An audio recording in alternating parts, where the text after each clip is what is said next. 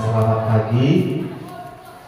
Mari kita ucapkan puji syukur kita kepada Allah Subhanahu wa Ta'ala yang mana pada hari ini kita masih diberikan kesempatan untuk berkumpul di ruangan kita ini dalam acara sosialisasi menumbuhkan budaya positif di lingkungan sekolah kita. Kemudian selawat berrangkaian salam kita ajarkan ke junjungan Nabi besar Muhammad SAW. Semoga dengan berbanyak salawat kita mendapat syafaat di akhirat nanti. Pertama sekali saya ucapkan terima kasih kepada Bapak Ibu guru yang sudi hadir pada kegiatan ini. Untuk mengawali kegiatan ini, mari Bapak Ibu sejenak kita menenangkan diri, memposisikan diri kita senyaman mungkin ya, dan kita awali dengan berdoa. Kali ini akan saya pimpin dengan doa ya. Untuk itu mari kita berdoa menurut agama dan keyakinan kita masing-masing. Dimulai.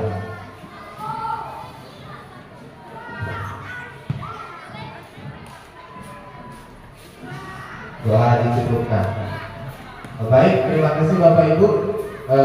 Waktu kita ada 60 menit ya, silakan Bapak Ibu nanti bertanya, berkontribusi terkait dengan bagaimana kita memahami disiplin positif ini. Capaian pembelajaran kita hari ini Bapak Ibu, kita nanti mampu memahami konsep budaya positif yang di dalamnya terdapat konsep perubahan paradigma, stimulus respon dengan dan teori kontrol, 3 teori motivasi perilaku, motivasi internal dan eksternal, keyakinan kelas, hukuman dan penghargaan, 5 kebutuhan dasar, 5 posisi kontrol guru, dan 3 restitusi. Jadi Bapak Ibu kita nanti memahami ini ya, memahami, kemudian nanti bisa diaplikasikan ke dalam sekolah kita ini. Setelah kita nanti memahami ini Bapak Ibu, kita juga nanti akan menerapkan strategi disiplin positif yang memerdekakan murid untuk menciptakan ekosistem sekolah aman dan berpihak pada murid. Ini tujuan kita Bapak Ibu ya. Kemudian kita akan menjawab pertanyaan pemantik berikut ini. Silakan ya Bapak Ibu. Benarkah hukuman dapat mendisiplinkan anak? Kira-kira Bapak Ibu, benarkah hukuman itu dapat mendisiplinkan anak? Tidak. Oke. Pemberian hukuman dengan hal positif seperti membaca atau membersihkan halaman sekolah dapat meningkatkan disiplin anak. Bisa saja. Oke. Memberi penghargaan dapat meningkatkan motivasi belajar anak. Ya, bisa saja dapat. Oke. Ini kenyataan yang kita terima ya kan? Baik Bapak Ibu, kita simpan jawaban kita ya. Oke. Mari kita mulai dengan disiplin positif dan nilai-nilai kebajikan universal. Coba ini Bapak Ibu, perubahan paradigma. Ada A dan B, Anda atau teman Anda ya. Ini nanti kita lakukan ya. Sobeklah secari kertas kecil, tuliskan benda atau sesuatu yang sangat berharga untuk Anda. Letakkan di salah satu tangan Anda dan genggam benda itu sesuatu tersebut dengan segala daya. Buatlah sebuah kepala. Jadi Bapak Ibu, saya minta tuliskan di sini kertas benda yang disenangi ya, atau benda paling berharga. Boleh emas, kayaknya itu emas lah ya. Suping, ya, London. Jadi digenggam bendanya itu ya. Yo, tulis bendanya, kecil kertas saja ya. Sudah, lakukanlah ini ya. Letakkan di salah satu tangan Anda. Pegang kuat-kuat bendanya ya. teman Anda, berarti pasangan Anda ya Bapak Ibu, pasangan akan mencoba sekuat tenaga dengan berbagai cara untuk meminta atau memberikan benda tersebut. B bisa membujuk, mengancam, menghardik, merayu, menyuap, apa saja agar dapat membuka kepala tangannya.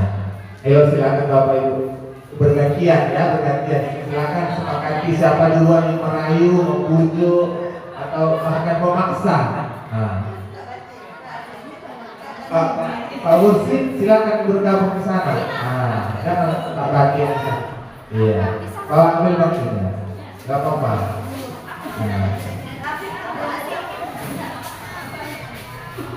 Ya, coba rasakan gimana, mau nggak dia membuka kepala tangannya? Mau nggak dia? Ibu Sugini mau nggak Ibu Yolanda bukanya? Gak mau dia ya, gak mau dia. Iya, tuh gak mau dia bukanya. Iya, berarti simpan nanti itu ya, simpan. Tukaran bendanya, ayo tukaran benda. Dah, mau nggak temanmu? Bujuk lah, ancam, kalau nggak ancam.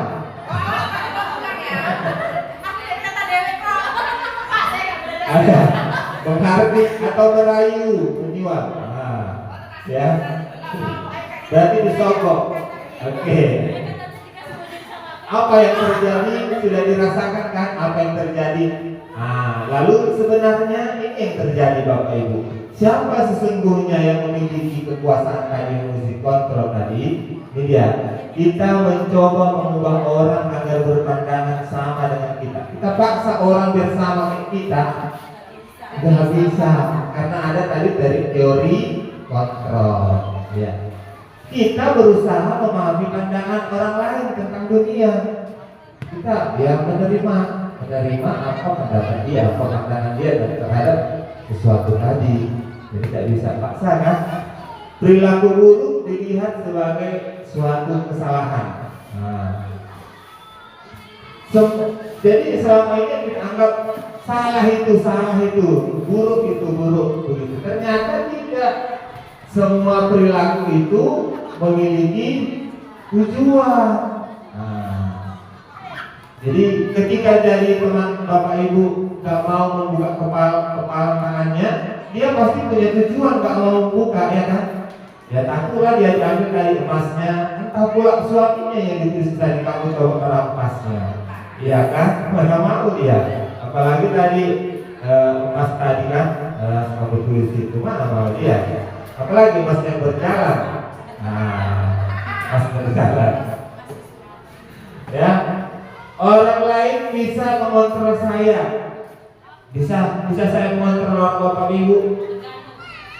Tergantung ya. Hanya Anda yang bisa mengontrol diri Anda. Makanya kan kalau bisa saya salah seorang Bapak Ibu. Tapi dengan ini hanya Anda yang bisa mengontrol Anda. Hanya diri kita yang bisa mengatur diri kita sesuai dengan nilai-nilai kebajikan yang kita tunjukkan nanti. Ya. Saya ini pemaksaan ada pada saat bujukan gagal. Pemaksaan ada pada saat bujukan gagal. Jadi kalau dibujuk gagal berarti dipaksa gitu kan. Jadi ternyata tidak. Kolaborasi dan konsensus menciptakan pilihan-pilihan baru.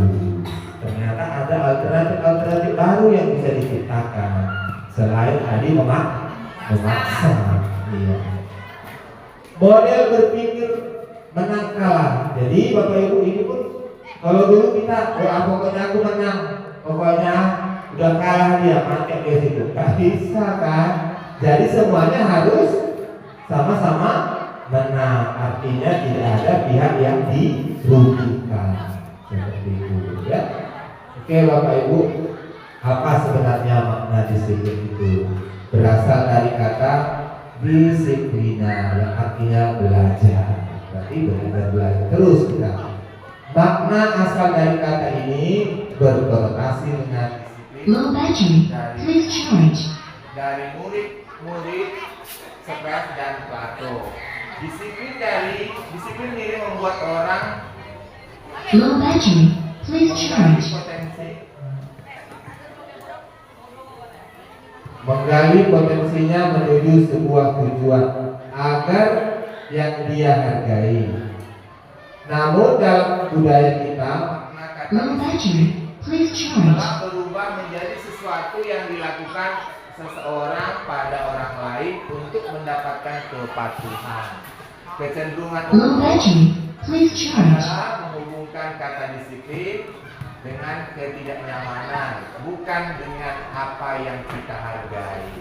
Ya. Apa kan stopkan? Baik, kita lanjut. Nilai kebajikan universal. Ya. Nilai-nilai kebajikan adalah sifat-sifat positif manusia yang merupakan tujuan mulia yang ingin dicapai setiap orang. Ya. Nilai tersebut bersifat universal dan lintas bahasa, suku, bangsa, agama maupun latar belakang. Setiap individu, perilaku atau perbuatan memiliki satu tujuan. Ini pendapat dari Dr. William Glasser pada teori kontrol tahun 1984. Dengan mengaitkan nilai-nilai kebajikan yang diyakini seseorang, maka motivasi intrinsiknya akan terbangun dan mencapai tujuan yang diinginkan. Ini Bapak Ibu, teori motivasi dan hukuman dan penghargaan serta restitusi. Ini Bapak Ibu, teori motivasi perilaku manusia. Untuk menghindari ketidaknyamanan ataupun hukuman, apa yang akan terjadi bila saya tidak melakukannya? Nah, ini berarti ada ketakutan gitu kan? Namanya motivasi eksternal, ya. Nah, motivasi berarti yang kita sampaikan tadi itu dari awal itu sudah termasuk motivasi, tapi yang eksternal, ya. Untuk mendapatkan imbalan dari orang lain, apa yang akan saya dapatkan apabila saya melakukannya? Contoh, kalau siap kuda saya dapat apa? Nah, itu juga motivasi ternyata, tapi namanya motivasi eksternal. Nanti sifatnya itu tidak kekal, ya. Budaya positifnya nanti tidak kekal. Nah, ya. Kemudian untuk tujuan untuk menghargai diri sendiri, ya. Saya akan menjadi orang yang seperti apa bila saya melakukannya. Jadi kalau Bapak Ibu tugasnya siap, bukan berarti ingin mendapatkan penghargaan, tapi lebih kepada menghargai diri sendiri dan juga orang lain.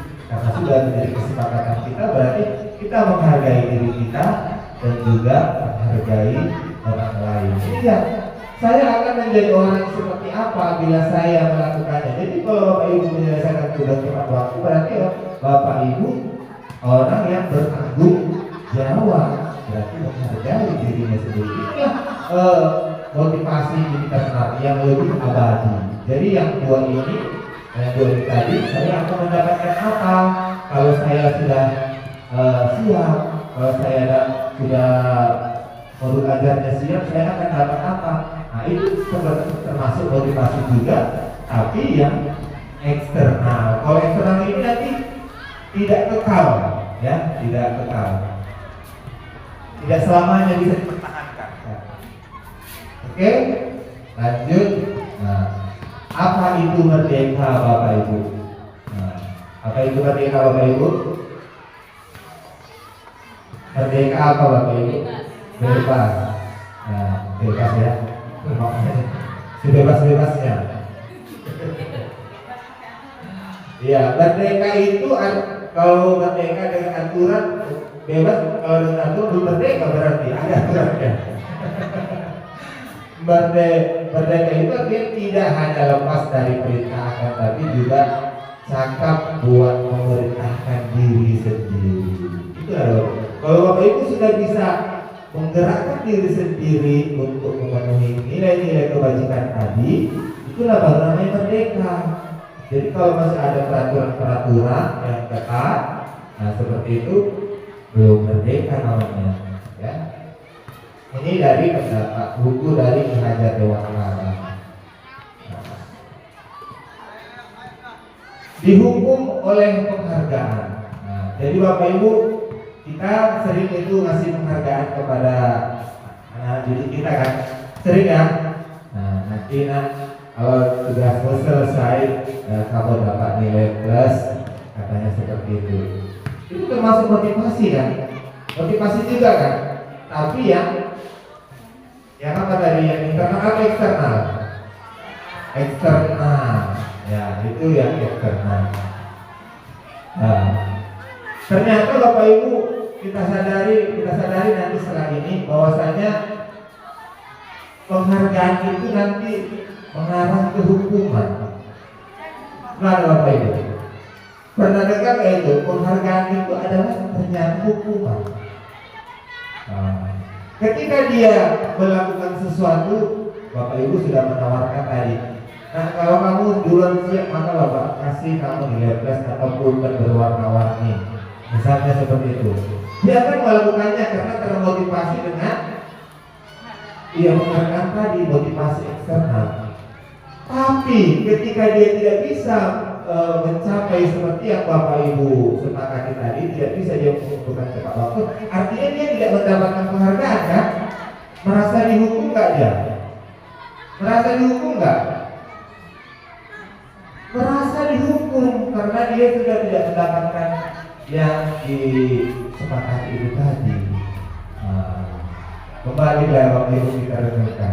Ya saya pun baru-baru ini aja ilmu-ilmu itu memang datang gitu kan, terbaru. Ya mungkin ilmu ini udah lama, cuma baru sampai ke kita. Kalau selama ini kita merasa kalau penghargaan itu sudah termasuk motivasi yang kekal atau internal. Ternyata itu masih eksternal, boleh-boleh saja, tapi sifatnya tidak akan kekal dan bisa saja itu nanti akan berubah menjadi sebuah hukuman. Oke. Ini kita baca ya, bahwa penghargaan berlaku sama dengan hukuman. Itu tadi yang saya sampaikan. Kalau yang tadi, arti meminta atau membujuk seseorang melakukan sesuatu untuk memenuhi sesuatu tujuan tertentu dari orang yang meminta atau membujuk. Dorongannya eksternal dan akan ada faktor ketergantungan. Beberapa dampak dari pemberian penghargaan oleh Albert tahun 1993. Nah, jadi 1993 itu sudah pernah ditulis oleh di sini Albert ini ya. Nah, ternyata kita baru menyadarinya bahwa penghargaan itu nanti termasuk hukuman dan sifatnya memang motivasi, tapi dia yang ketergantungan. Ya, pengaruh jangka pendek dan jangka panjang. Nah, ya, penghargaan menghukum, penghargaan menguasai, mengurangi ketepatan. Penghargaan itu tidak efektif, penghargaan itu merusak hubungan. Nah, jadi kita sadari memang tadi itu seperti cerita saya tadi, Bapak Ibu ketika di kelas ternyata dia tidak sanggup untuk memenuhi yang kita sampaikan, bahwasanya mengumpulkan waktu, mengumpulkan tugas tepat waktu dan mendapatkan penghargaan. Ternyata dia tidak mendapatkannya, lalu dia akan merasa berkecil hati dan itu adalah sebuah hukuman. Lalu ketika seseorang anak kita nanti sudah terbiasa dikasih seperti itu, kedepannya nanti kalau nggak ada penghargaan, dia nggak mau melakukannya. Jadi motivasi memang dia, tapi tidak kekal. Jadi mana yang kekal itu? Yang mana yang kekal? Yang lebih bisa mengontrol dirinya sendiri. Baik Bapak Ibu, nggak beda ya dari kemauan kita selama ini ya. Jadi mudah-mudahan seperti ini nanti kita pelan-pelan akan menerapkannya di sekolah kita ini ya.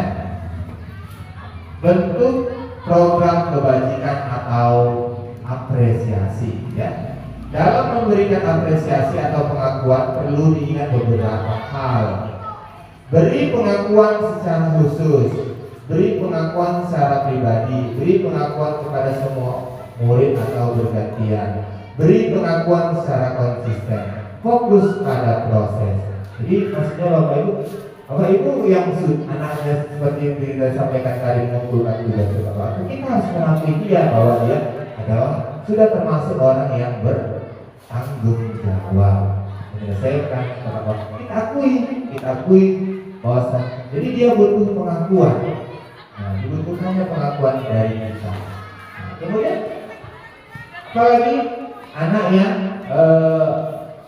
lebih senang untuk bertanya jawab di kelas ketika Bapak Ibu mengadakan pembelajaran, dia lebih senang bertanya jawab. Kita harus akui bahwa dia adalah orang yang kolaboratif. Nah, dengan pengakuan-pengakuan seperti itu, anak-anak itu sudah merasa dihargai. Jadi tidak harus memberikan reward dalam bentuk benda seperti itu ya. Nah, baik Bapak Ibu. Contoh pengakuan apresiasi kebajikan. Situasinya seperti ini Bapak Ibu. Pada saat menolong murid baru di kelas kita. Nah, ini pembukanya kemarin saya perhatikan katanya. Nah, ini pembuka. Jadi kalau nilai kebajikannya, rasa empatimu besar sekali. Itulah yang kita sampaikan kepada anaknya. Jadi kalau ada situasinya, ada anak kita yang mau menolong murid baru misalnya kan dia masih kebingungan di sekolah kita, lalu dia kemarin saya perhatikan belum baca tapi rasa empatimu besar sekali katanya. Nah, kemudian situasi pada saat kamu membantu teman-temanmu di tugas kelompok. Berarti nilai kebajikannya adalah kepedulian ya. Pada saat kamu memungut kertas-kertas yang berserakan di lantai. Nah, terima kasih untuk nggak cukup sampai di situ aja, tapi kita harus memberikan nilai kebajikannya itu rasa tanggung jawabmu. Berarti kita mengakui tanggung jawabnya sudah besar karena dia sudah mampu, rasa empatinya sudah bisa memungut kertas-kertas yang berserakan di lantai. Oke ya Bapak Ibu, lanjut. Ini nanti silakan Bapak Ibu sampaikan saja apakah ini hukuman atau konsekuensi. Jadi kita di sini tujuannya membedakan hukuman ataupun konsekuensi. Mencatat 100 kali di dalam buku kalimat. Nah, saya tidak akan terlambat lagi karena terlambat ke sekolah. Ya, jadi sering itu kan kalau mungkin masih ada kalau anak yang terlambat, udah kau tulis di buku isi 12 penuh bikin. Nah, tulis itu saya tidak akan terlambat. Pernah terjadi seperti itu kan? Iya. Waktu saya sekolah dulu pernah seperti itu. Tulis begini, saya tidak lupa mengerjakan PR. Kebetulan karena lupa mengerjakan PR, jadi lupa. Tulis 2 lembar penuh kata gurunya. Jadi ini kira-kira apa ya Bapak? Hukuman atau konsekuensi? Hukuman, ya, pegang ya. Nah, lari mengelilingi lapangan basket 2 kali karena terlambat hadir sekolah. Nah, hukuman. Murid diminta untuk push up 15 kali karena tidak menggunakan masker. Hukuman, oke. Menggantikan kertas tugas teman yang telah dicoret-coret. Konsekuensi. Membersihkan tumpukan air di meja tulis karena tersenggol pada saat belajar. Konsekuensi. Murid disuruh untuk mengenakan sepatu seharian di sekolah karena tidak menggunakan sepatu hitam. Murid disuruh untuk mengenakan sepatu seharian karena tidak mengenakan sepatu hitam. tidak mengenakan sepatu ini maksudnya, ya, tidak mengenakan sepatu karena dia tidak menggunakan sepatu hitam. Hukuman: lari mengelilingi lapangan basket 2 kali karena terlambat 10 menit untuk belajar PJOK. Hukuman. Mari kita cek ya jawaban Bapak Ibu. Lihat dulu jawaban Bapak Ibu. Kok bisa? Kok bisa? Ternyata mencatat itu baru namanya hukuman. Lari mengelilingi lapangan, hukuman. Murid diminta push up, hukuman. Menggantikan kertas, mengerjakan tugas teman yang telah dicoret-coret, konsekuensi. Membersihkan tumpukan air dengan tulis kena tersenggol, konsekuensi. Murid disuruh untuk mengenakan sepatu, ya, tidak menggunakan sepatu karena tidak menggunakan sepatu hitam. Hukuman: lari mengelilingi lapangan basket 2 kali karena terlambat 10 menit. Konsekuensi. Kok bisa ya kan? Jadi kira-kira hukuman itu seperti apa? Hukuman itu yang Kayaknya memberikan efek, memberikan efek jerak dan tidak ada hubungannya dengan penyelesaian masalah. Itu hukuman. Lalu konsekuensi seperti apa? Biasanya konsekuensi itu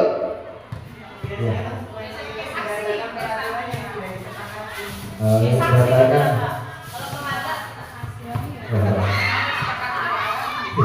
disepakati dari awal.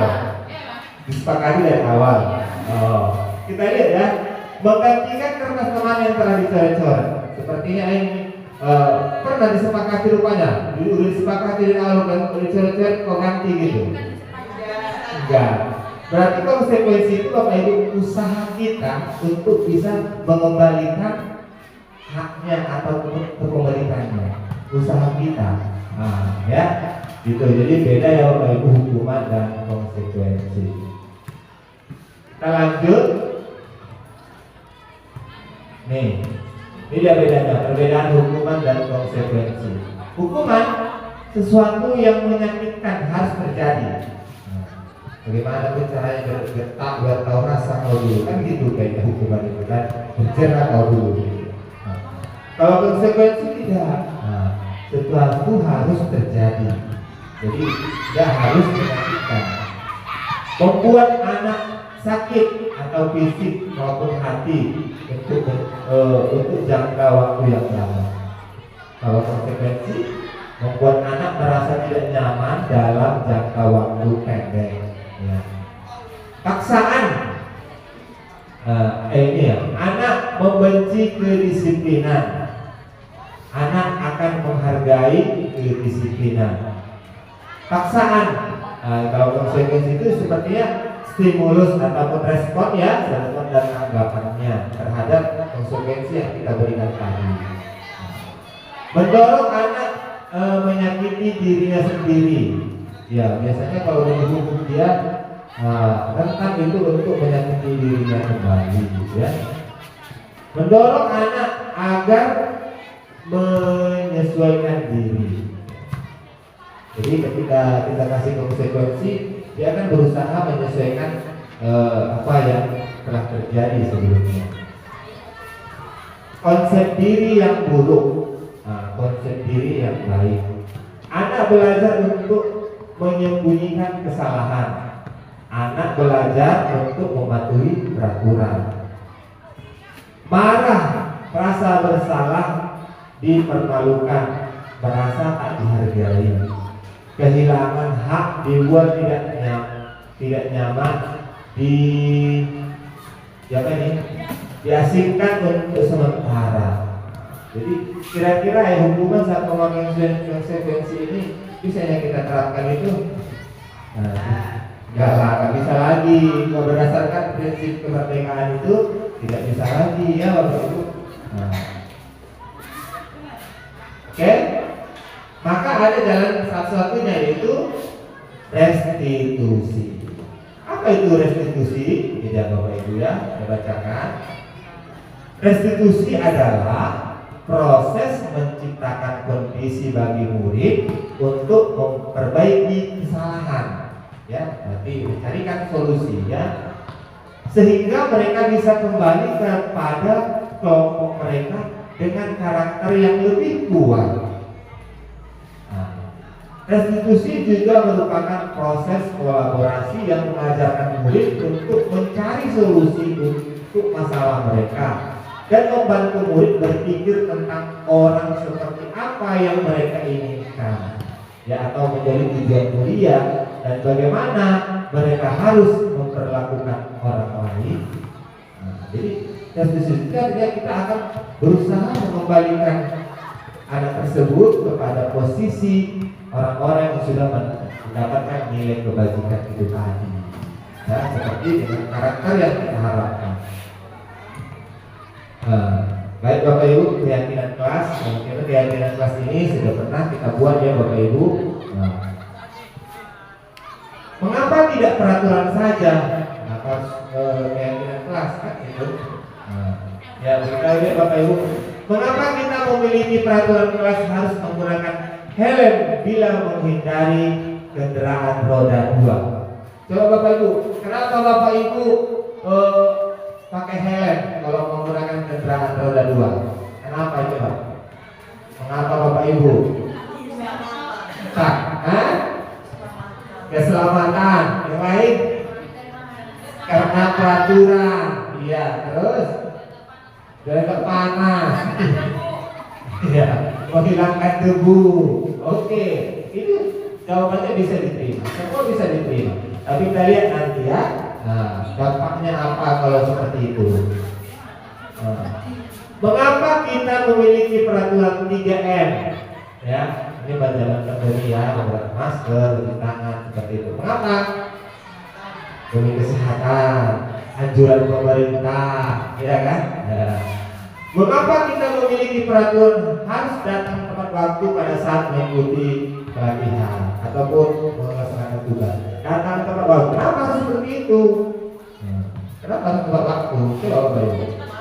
Biar cepat pulang, malu terlambat. Terus tanggung jawab karena sudah tanggung jawab. Oke, ya. Nah, ini hanya pertanyaan untuk menggelitik Bapak Ibu, ya. Lihat Bapak Ibu, ini dia diagramnya. Di mana posisi yang lebih baik itu? Peraturan kelas berada posisinya di bawah. Keyakinan kelas, lingkungan positif, budaya positif. Jadi budaya positif ada berada di atas dia, mewakili keseluruhan. Jadi nilai-nilai budaya positif inilah yang kita harapkan, yaitu dengan kesadaran ataupun mengontrol diri sendiri. Oke? Ini lihat Bapak Ibu, kita akan ganti dulu peraturan kelas ini menjadi keyakinan kelas, ya, sesuai dengan budaya positifnya dan nilai-nilai kebajikannya, ya. Selalu kembalikan buku ke tempatnya. Nah, ini seperti perintah dia kan. Nah, selalu kembalikan buku ke tempatnya. Apa kira-kira ini nilai-nilai keyakinan kelasnya cocoknya dibuat? Hah? Iya, keyakinan kelasnya bertanggung jawab. Dilarang mengganggu orang lain. Hadir di sekolah 15 menit sebelum pelajaran dimulai. Iya, dilarang melakukan kekerasan. Ini semua dilarang. Jangan berlari di kelas atau koridor. Jangan ini. Jadi kita lihat. Selalu kembalikan buku ke tempatnya. Jadi nilai keyakinan kelas yang kita harapkan adalah tanggung jawab. Benar, ya. Dilarang mengganggu orang lain. Iya, menghormati orang lain. Hadir di sekolah 15 menit sebelum pembelajaran dimulai. Menghormati orang lain dan berkomitmen. Dilarang melakukan kekerasan.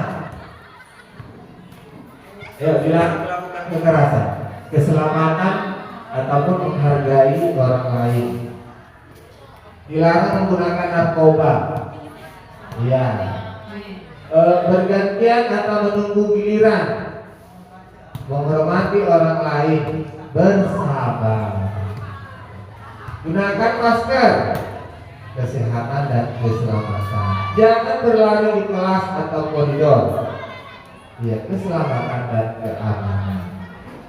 Baik Bapak Ibu, nah, semua itu tadi ketika tidak terjadi, ketika tidak terpenuhi, maka beberapa kemungkinan Bapak Ibu ada kebutuhan manusia itu yang tidak terpenuhi. Contoh Bapak Ibu, contoh konkretnya yang sering kita rasakan, kalau Bapak Ibu lapar, langsung pening kepala kan, berarti ada yang tidak terpenuhi kan, nah, perut atau kampung tengah kepala. Nah, jadi kita lihat ya Bapak Ibu, kebutuhan manusia itu untuk bertahan hidup, ya. Ini yang paling utama, bertahan hidup. Jadi manusia itu sudah dikodratkan oleh Tuhan bahwasanya manusia itu sifatnya mempertahankan hidupnya. Kan juga manusia juga ya kan. Adilah sifat-sifat makhluk hidup itu selalu mempertahankan hidupnya. Iya kan? Belajar IPA ada gitu kan. Ular saja ada apanya kan? Cara dia untuk mempertahankan hidup. Nah, kalau bisa. Apalagi kalau apa namanya, kalau tumbuhan-tumbuhan yang berduri-duri itu, dia putri malu, ya kan ada duri-durinya kan. Ini dia penguasaan. Jadi dia penguasaan, dia kepingin ada penguasaan. Terus dia juga ingin kebebasan, dia juga ingin kesenangan, dia juga ingin kasih sayang dan rasa diterima. Jadi ketika yang 5 ini Bapak Ibu salah satunya ataupun salah duanya tidak terpenuhi, maka akan terjadilah tadi salah darah, bronka, seperti itu. Percaya kalau Bapak Ibu, kalau anak yang sering datang terlambat itu di antara kelima ini ada yang tidak dipenuhinya. Percaya? Kira-kira ya, kalau anak yang sering terlambat itu kira-kira mana lah salah satu aja yang tidak terpenuhinya? Iya, mungkin kasih sayang dan perhatian, ya kan, seperti itu yang tidak terpenuhi. Kemudian orang yang mencuri, kan ada orang mencuri, kenapa dia mencuri kan seperti itu? Mungkin ada di antara 5 ini yang tidak terpenuhi ya. Apa itu? Dia ini, iya, bertahan hidup, ya, untuk mempertahankan hidupnya. Ya, kita lanjut. Ya, ini 5 posisi kontrol. Ini Bapak Ibu lihat nanti yang mana yang paling cocok untuk posisi guru itu. Jadi guru itu ada 5 posisinya Bapak Ibu ya. Posisi Bapak Ibu sebagai penghukum. Bapak Ibu sering menghukum kan?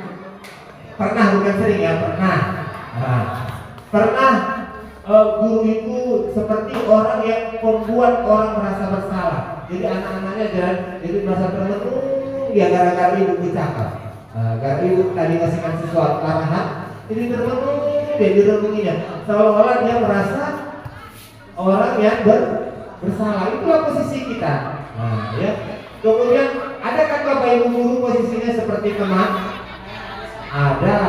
Ada nggak Bapak Ibu kita itu posisinya seperti pemantau? Memperhatikan saja itu.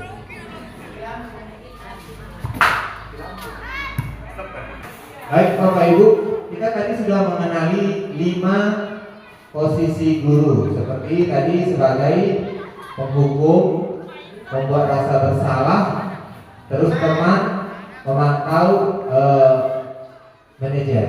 Jadi kira-kira Bapak Ibu yang 5 ini manalah salah satu ataupun salah 2 yang kira-kira sudah pernah Ibu lakukan? Ayo. Semua pernah. Sebagai penghukum lah nomor 1-nya ya. Membuat rasa bersalah, teman, memantau, manajer. Nah, lalu sekarang kita kasih klasifikasi yang mana itu sebagai penghukum, yang mana itu sebagai membuat rasa bersalah. Ya, kalau penghukum biasanya dia akan memberikan tindakan ya yang tidak ada hubungannya dengan permasalahan tadi. Seperti menghabis ya. Nah, ini gitu ya. Kalau kamu tidak melakukannya, kalau kamu tidak melakukan, awas kamu apa yang akan saya lakukan, apa yang kamu rasakan. Ini sepertinya ada balas dendam gitu kan. Jadi ini tampaknya memang kalau di sekolah kita ya sudah dihindari ya, sudah tidak pernah lagi. Kemudian membuat rasa bersalah Bapak Ibu. Ini kayaknya mungkin masih ada satu dua, kadang-kadang tidak tahu lagi caranya seperti apa. Jadi kita kadang-kadang bilang gini, itulah kamu, Bapak udah capek, seperti ini. Jadi muridnya merasa bersalah. Nah, jadi itu pun efeknya tidak baik bagi mereka. Ternyata itu juga ada perubahan sedikit nanti karena kita sudah buat mereka merasa bersalah. Tapi nanti ke depan nggak akan panjang itu, terulang lagi. Bagaimana kalau kita posisikan diri kita sebagai guru, sebagai teman, ya? Manja ya teman-teman. Ayo nak, lakukan seperti ini. Kamu pasti bisa. Seperti itu, ya kan? Jadi yang seperti itu lebih banyak kita lakukan kan? Tapi efeknya ini lebih besar juga. Apa efeknya? Seperti kata Sadila tadi, apa efeknya? Manja dan ketergantungan kepada kita. Jadi apa-apa yang mereka lakukan itu harus dengan apa yang harus kita lakukan. Jadi ada dulu petunjuknya dari kita baru bisa. Bagaimana kalau kita sebagai pemantau? Ya apa panduan yang kita buat? Ya kan berarti kalau kita sebagai seorang guru, ya panduannya ada langkah-langkah yang kita kasih kepada mereka untuk bisa mengikuti pelajaran. Nah ini nanti berefek juga kalau tidak ada panduannya mereka nggak mampu. Lalu kita bagaimana sebagai manajer? Bagaimana kalau sebagai manajer? Kita kalau sebagai manajer berarti kita memastikan seluruh kebutuhan mereka. Fasilitasi seluruh kebutuhan mereka dengan membuat beberapa pertanyaan pemacu yang kira-kira itu akan menggali mengapa bisa itu terjadi. Jadi itu biasanya sudah begini kenapa? Sudah lanjut, belum hidup lampunya.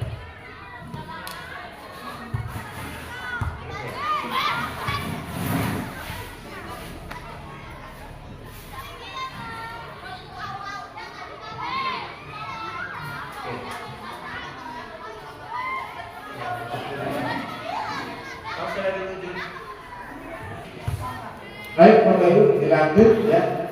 Masuk ke Low battery, please charge. segitiga restitusi ya. Ini Bapak Ibu sudah pernah pasti melihatnya bentuk segitiga ini. Ya. Ini Low battery, please charge. identitas, kemudian validasi kebutuhan, terus menanyakan keyakinan. Low battery, please charge.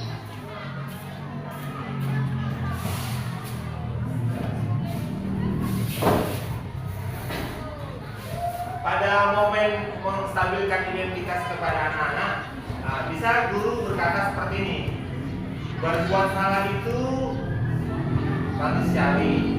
Bapak atau ibu juga pernah berbuat salah. Ya, kata-kata konsultasinya seperti itu, Pak. Ya, kita pasti bisa menyelesaikan masalah ini. Pasti ada jalan keluar. Itu namanya kita menstabilkan posisi dia itu sebagai siswa. Ya, kalau kamu menyalahkan dirimu sendiri terus menerus, ya itu tidak bisa dipertahankan. Jadi kita mencari solusi. Itu di bagian menstabilkan identitas. Kemudian Kemudian validasi kebutuhan. Tentu kenapa dia melakukan sesuatu itu pasti ada kebutuhan seperti yang saya bilang tadi. Kebutuhan itu ada yang tidak terpenuhi, ya. Bisa saja gurunya nanti akan menanyakan seperti ini. Kamu bisa saja kan melakukan hal yang lebih buruk, tapi kamu tidak melakukannya.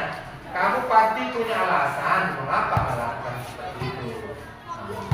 Apa yang penting bagimu? Ketika kita ambil nanti contoh ya, kami setelah menarik 3 nanti kita ambil nanti contoh. Kemudian di bagian menanyakan keyakinan, Bapak Ibu bisa kembali menanyakan kepada anak kita nilai-nilai kebajikan atau nilai-nilai keyakinan kelas yang sudah disepakati. Jadi bisa juga kita menanyakan, kamu mau jadi apa? Kamu maunya jadi seperti apa? Jadi ada 3 tahap yang kita buat apabila anak-anak tidak mendapatkan yang namanya identitas gagal. Apabila mendapatkan identitas gagal, artinya karakternya tidak terbentuk, Bapak Ibu bisa buatkan 3 langkah ini tadi. Mulai dari menstabilkan identitas, kemudian validasi kebutuhan, dan menyediakan keyakinan. Kita ambil yang contoh Bapak Ibu. Ketika anak murid kita sering datang terlambat, maka kita panggil begitu kan.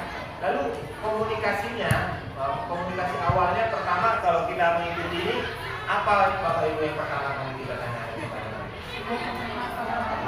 Kenapa kamu terlambat? Seperti itu langsung ya? Tahu salahnya. Kamu sudah berbuat apa? Gitu kan? Saya datang terlambat, Pak. Saya seperti itu. Tapi sudah mulai menstabilkan identitas.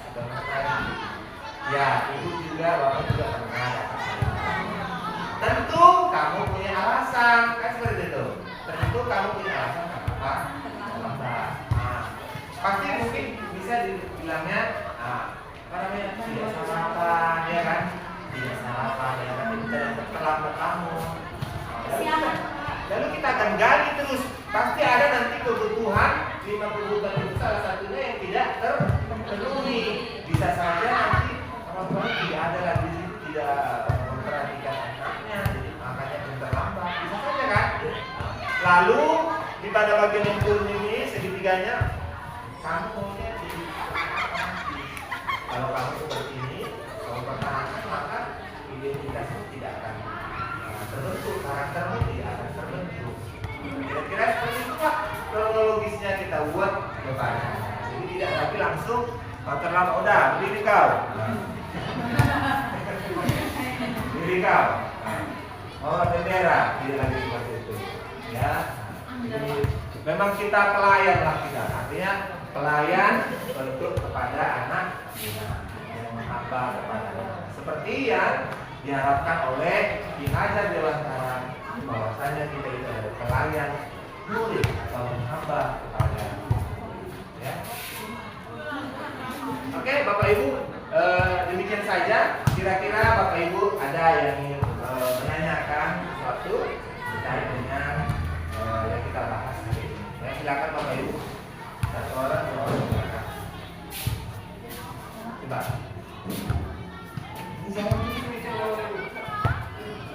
Ya, silakan Bu. Segitiga restitusi. Ya. Segitiga itu berarti yang harus kita lakukan seperti yang kita harapkan. Berarti kita membuatnya terus stabilkannya dulu. Ya, distabilkan. Ya. Kemudian memvalidasi Kebutuhannya ya. Baru kita menggunakan keyakinan dia. Iya. Model seperti apa urutannya. Ya, urutannya inilah dia. Jadi urutan ini tidak boleh bolak-balik. Nah, tidak boleh bolak-balik. Dimulai dari sini Bapak Ibu. Dari bawah. Itu. Oke? Ibu lihat ya kan? Jadi dicoba lah nanti, dicoba kalau kira-kira ada bentuk kita yang atau tidak memenuhi keyakinan kita lah, karakternya tidak terbentuk, ya coba yang hal seperti itu.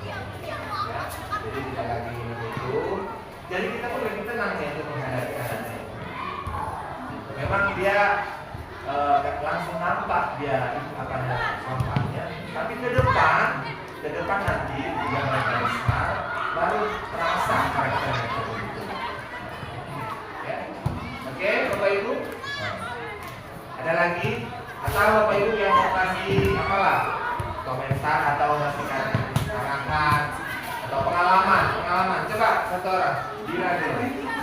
Pengalaman coba. Coba kasih pengalaman dulu tentang ini. Ya. Yang lain? Ya, kasih pengalaman, silakan. Pengalaman sama teman sekitar segitiga kan yang stabil kan Iya. pertanyaannya bukan sebenarnya ada nggak anak-anak kamu atau cita-cita kamu atau keinginan kamu mau jadi apa? Iya. Nah, anak itu menjawab nggak tahu Bu. Oh, iya.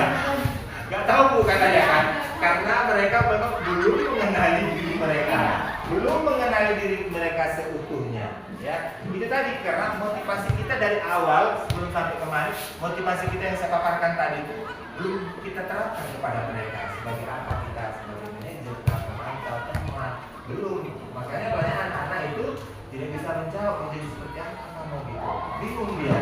Kadang-kadang kenapa nggak tahu? Iya. Nah, gitu lah Pak jawabannya. Karena langkah kita kan tadi kan kita harus memposisikan diri kita dulu, kemudian kita harus kenali dulu, gitu, terapkan dulu di sekolah ini budaya positifnya.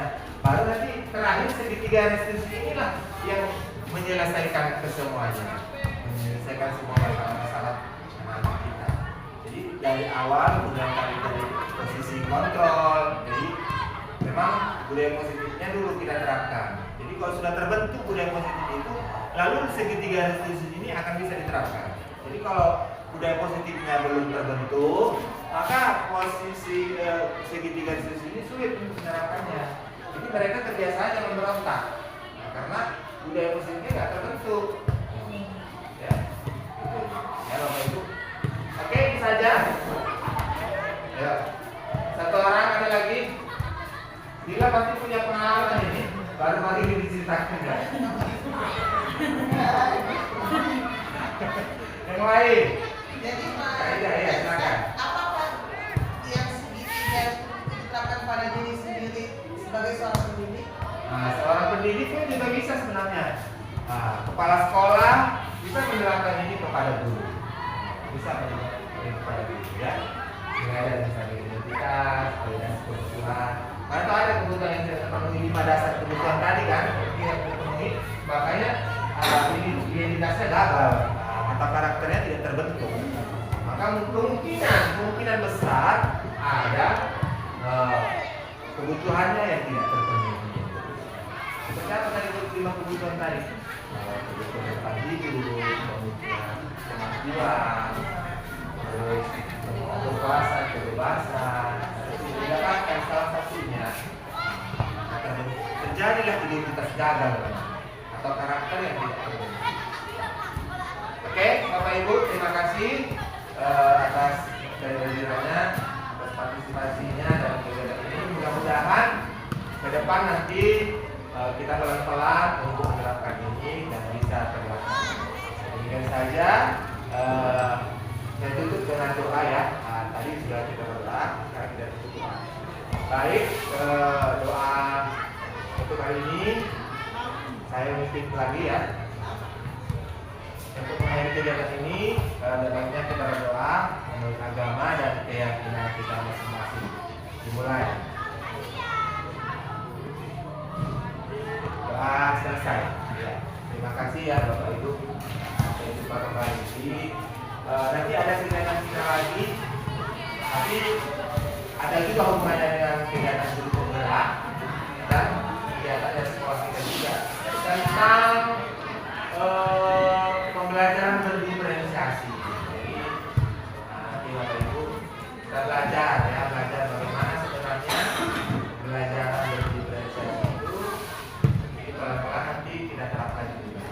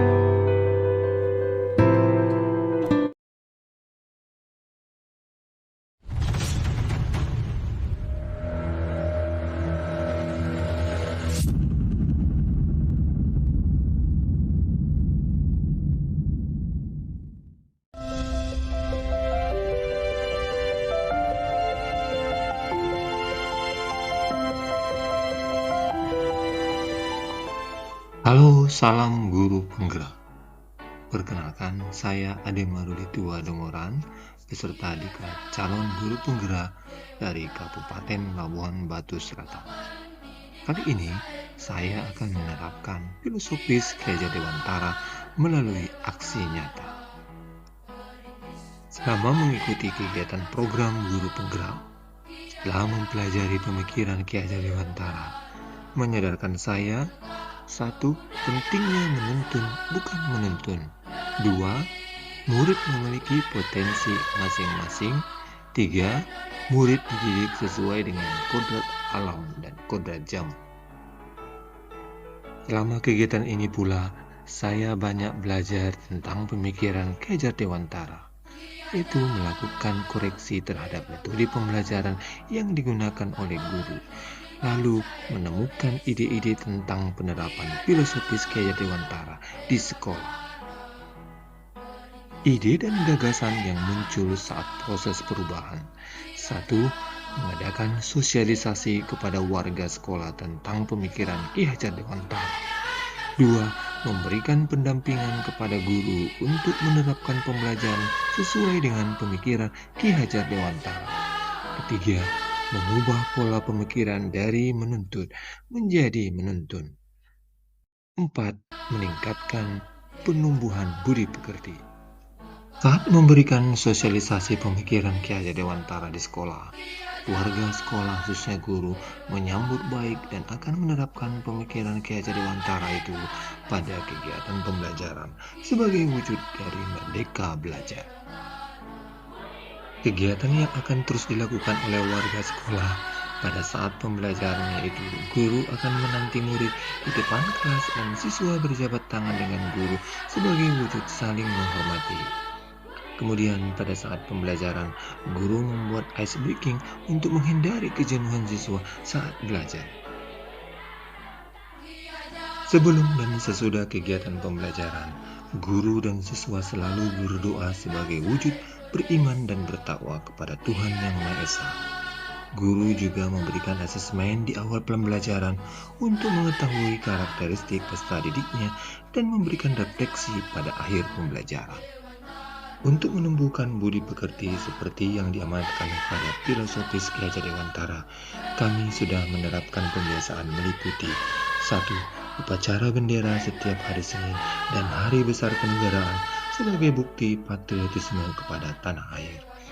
2. Untuk menumbuhkan budaya baca, maka kegiatan literasi kami adakan pada setiap hari Selasa. Untuk menumbuhkan kesadaran olahraga, kegiatan senam pagi juga kami adakan pada hari Rabu. Kemudian, sebagai wujud budaya literasi, kami menguatkan kegiatan literasi pada hari Kamis.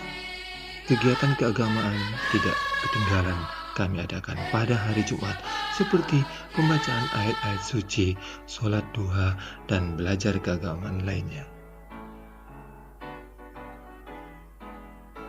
Dalam mewujudkan kecintaan dan kepedulian pada lingkungan, kami mengadakan kegiatan gotong royong pada hari Sabtu. Kegiatan lain yang kami lakukan untuk menumbuhkan minat dan bakat siswa melalui kegiatan pramuka dan mewujudkan kepedulian kepada lingkungan dengan menanam pohon.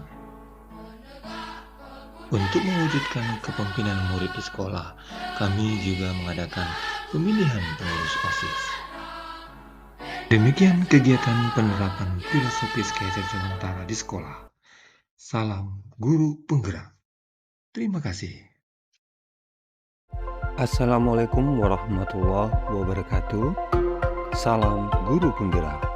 Perkenalkan, saya Ade Maruli Tua Dongoran, peserta diklat calon guru penggerak angkatan 9 dari Kabupaten Labuhan Batu Selatan. Kali ini saya akan memaparkan aksi nyata yang saya lakukan pada modul 1.2 nilai dan peran guru penggerak. Setelah mengikuti seluruh kegiatan melalui Alur Merdeka pada modul 1.2, maka saya mulai memerankan diri sebagai guru penggerak dengan menerapkan nilai dan peran yang saya miliki. Nilai dan peran yang sederhana, konkret, serta berkelanjutan yang dilakukan secara mandiri dari sekarang meliputi 1. Memberikan pendampingan individu kepada guru dengan menerapkan pembelajaran sesuai dengan pemikiran Ki Hajar Dewantara. Dalam hal ini, saya telah memerankan coach bagi rekan guru dengan nilai kolaboratif dan inovatif. Pada kegiatan ini, saya mensosialisasikan kepada rekan guru tentang peran saya sebagai guru penggerak. Dalam hal ini, guru menyambut baik dan siap untuk berkolaborasi.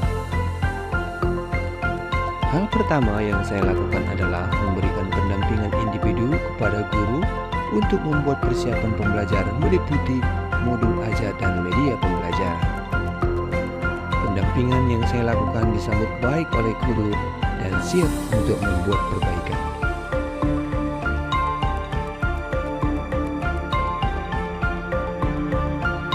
Peran yang kedua yaitu penggerak komunitas praktisi dengan nilai reflektif dan mandiri. Kegiatan yang saya lakukan adalah merefleksikan kegiatan pembelajaran secara terus-menerus, belajar tanpa paksaan dari pihak manapun demi mewujudkan nilai mandiri pada guru penggerak. Peran yang ketiga mewujudkan kepemimpinan murid dengan nilai berpihak pada murid melalui 1. Kegiatan pramuka, 2. Menanam pohon. Di samping itu juga kegiatan pembiasaan yang kami lakukan meliputi upacara bendera setiap hari Senin dan peringatan Hari Besar Nasional. Untuk menumbuhkan budaya literasi, maka diadakan membaca senyap setiap hari Selasa. Dalam hal membangun kecintaan olahraga, maka diadakan senam pagi pada hari Rabu.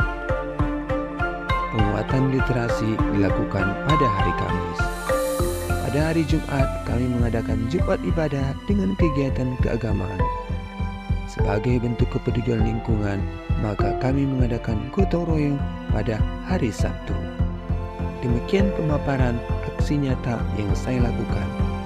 Salam Guru Penggerak.